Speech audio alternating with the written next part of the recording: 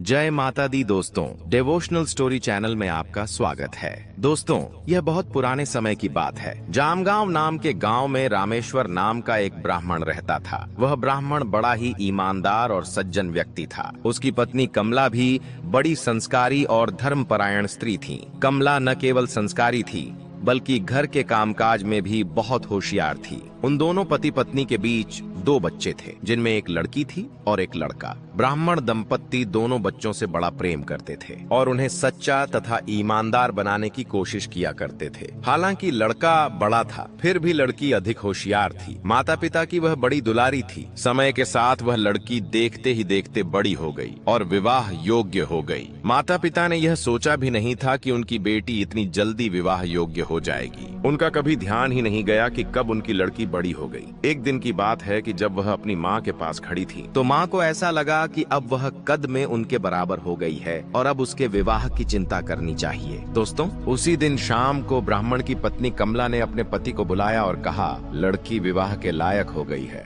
अब उसके विवाह की चिंता करो। ब्राह्मण भी पत्नी से कहने लगा, तुम ठीक कहती हो भाग्यवान, अब मुझे उसके लिए वर ढूंढना ही पड़ेगा। इतना कहकर वह ब्राह्मण चिंता में डूब गया। तभी उसने एक पत्र उठाया और उसे देखने लगा। वह देखना चाहता था कि उसमें कुछ ऐसा लिखा है जो इस समस्या का समाधान कर सके कि विवाह की शुभ घड़ी कौन सी है। यह जानने के लिए ब्राह्मण ने पंचांग देखा। पंचांग देखने पर उसे मालूम हुआ कि विवाह का शुभ मुहूर्त इसी महीने में बनता है और अगले 9 महीने तक विवाह का कोई भी शुभ मुहूर्त नहीं है। यह देखकर उसे बड़ी घबराहट हुई। ब्राह्मण ने यह बात अपनी पत्नी को बता दी और कहने लगा, लड़की का विवाह इसी महीने में करना ठीक लगता है। आगे 9 महीने तक विवाह का कोई शुभ मुहूर्त नहीं है। इस महीने में विवाह के लिए केवल एक दिन अच्छा है और वह है इस महीने की 20 तारीख। यह सुनकर ब्राह्मण की पत्नी बहुत बेचैन हो गई। कुछ देर विचार करने के बाद वह बोली, अभी 15 दिन बाकी हैं। अगर ठीक तरह से कोशिश की जाए तो इतने दिनों में लड़के का इंतजाम हो सकता है। कोई अच्छा वर मिल ही जाएगा और इसी महीने विवाह भी हो सकता है।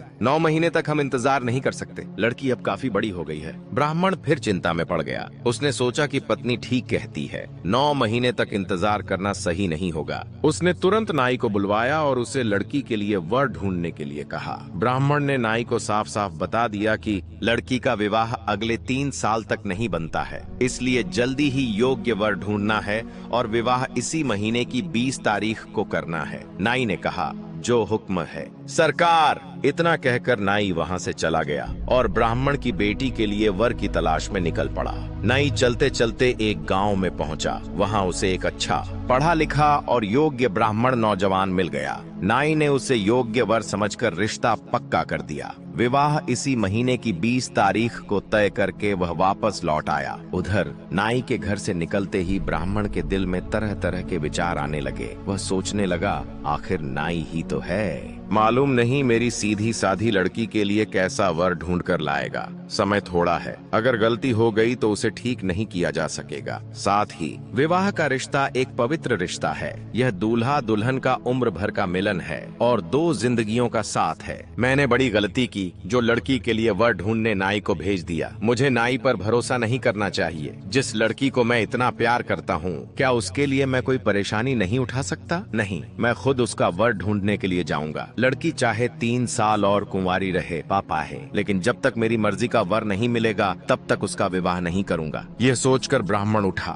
और अपनी इच्छा अपनी पत्नी को बता करके उसके लिए दूल्हा ढूंढने के लिए निकल पड़ा। एक गांव में उसे एक ऐसा योग्य वर मिल गया, पाहो, जैसा वह चाहता था। ब्राह्मण ने अपनी बेटी का रिश्ता उस नौजवान से पक्का कर दिया और विवाह की तारीख तय करके लौट आया। उधर ब्राह्मण के घर से निकलते ही उसकी पत्नी को बड़ी बेचैनी हुई। वह सोचने लगी, नाई तो बेवकूफ होता है, उसे क्या खबर है कि हमारा घराना कितना इज्जतदार है। मेरी लड़की तो गुलाब का फूल है, अंधेरे घर में भी उजाला कर देने वाली है। अगर नाई कोई गरीब घर या बदसूरत लड़का देख कर आया तो मेरी लड़की तो खुद ही मर जाएगी। मेरा दिल भी उम्र भर जलता रहेगा। मेरे पति ने भी बहुत बुरा किया जो नाई को लड़का ढूंढने के लिए भेज दिया। अब उन्हें अपनी गलती का एहसास हुआ है और वह खुद ही लड़का ढूंढने के लिए निकल गए हैं। लेकिन उससे भी क्या होगा? वह भी कौन सा मेरी पसंद का लड़का देख करके आएंगे। मैं जानती हूँ वह ज्यादा से ज्यादा यह देखेंगे कि लड़का पढ़ा लिखा और तंदुरुस्त होना चाहिए। उनके घर में कुछ भी हो, उन्हीं की खबर की औरतें क्या क्या इच्छाएं रखती हैं, लड़कियां क्या क्या सपने देखती हैं। मैं तो ऐसा लड़का चाहती हूँ जो खूबसूरत हो, नेक दिल और नेक चलन का हो। अगर पढ़ा लिखा हुआ लेकिन खूबसूरत ना हुआ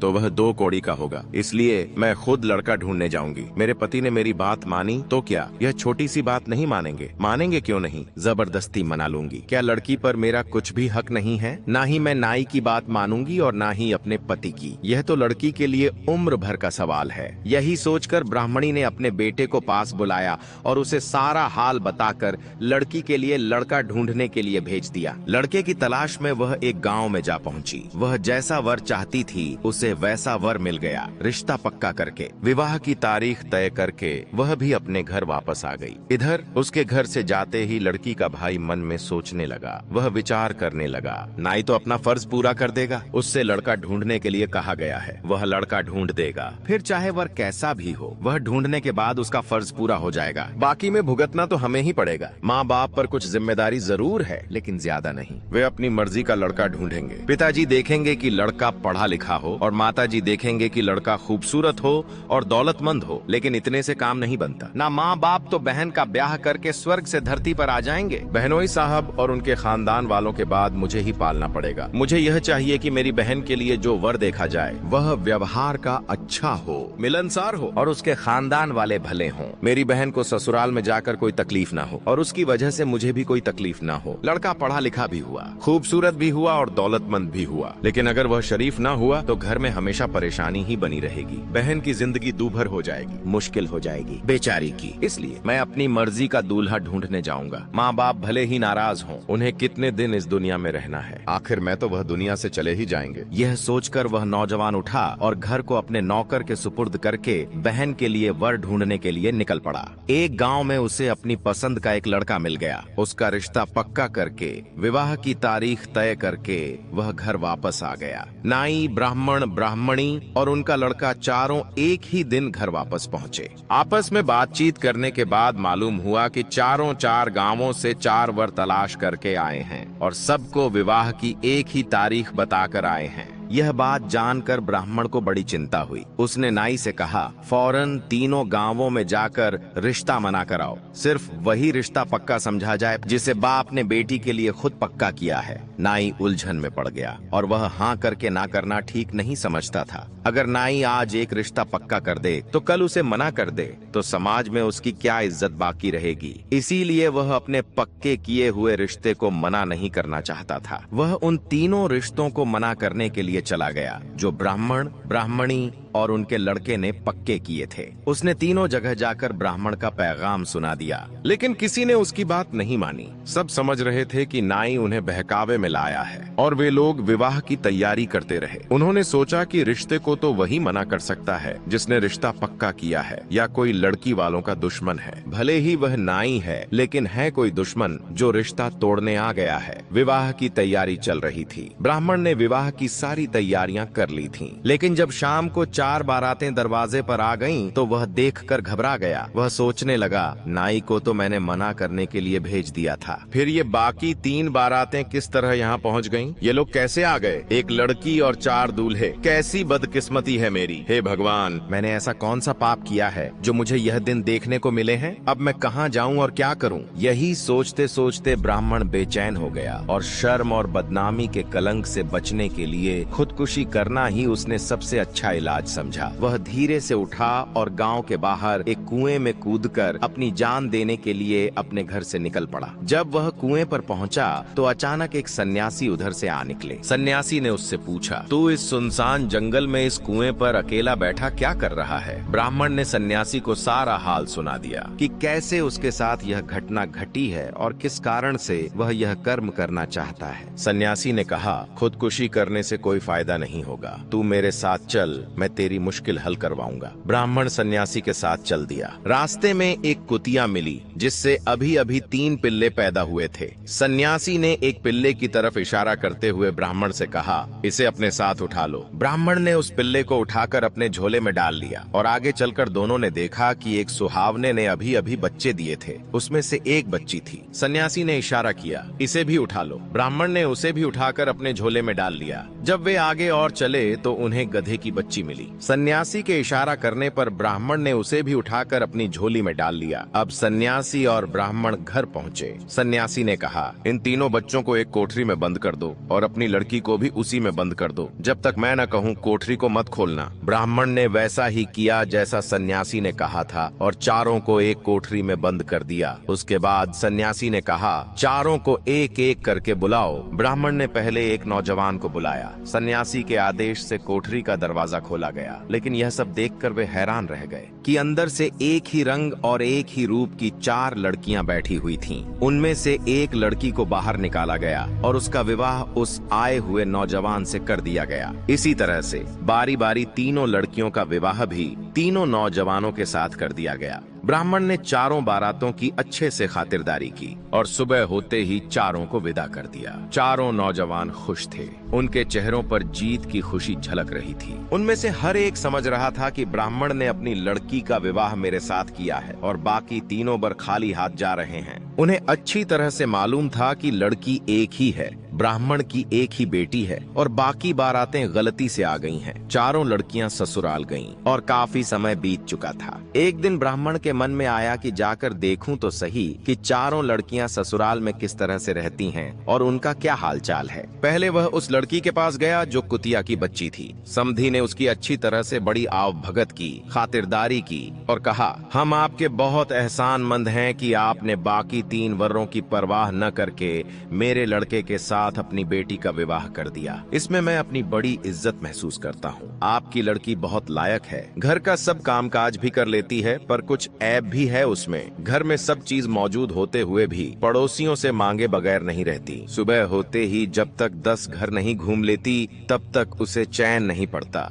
हमने उससे बहुत कहा है कि तू घर घर फिरना छोड़ दे, लेकिन उसकी आदत नहीं जाती। और तब ब्राह्मण ने ठंडी सांस लेते हुए अपने मन में कहा, है तो कुतिया की ही औलाद। इसके बाद वह अपनी उस लड़की के पास गया जो स्वर्ण की बच्ची थी। समधी ने उसकी बड़ी आवभगत की, बड़ी खातिरदारी की और कहा, श्रीमान जी, बाकी 3 वरों की परवाह न करके आपने हमें अपनी लड़की दी है, इसके लिए हम आपके बहुत शुक्रगुजार हैं। आपकी लड़की बहुत लायक है, लेकिन उसमें एक दोष है, वह बहुत गंदी रहती है। अच्छे से अच्छे कपड़ों को 2 ही दिन में खराब कर लेती है। खाने का ढंग भी उसे पता नहीं आता। चांदी के थाल में अलग अलग परोसे हुए खानों को एक ही जगह मिलाकर चटक जाती है। जब जी चाहे खाने बैठ जाती है, कोई समय नहीं है। घर में कोई चीज रखी देखती है तो उसे उठाकर खाने लगती है। सड़क पर यदि कोई ठेले वाला आता है, आवाज लगाता है तो उसे बुलाकर खाती है और उससे चाट बनवाकर पकड़ी खाती है। कहने का मतलब ये है कि वह बहुत गंदी रहती है। ब्राह्मण ने अपने मन में कहा, आखिर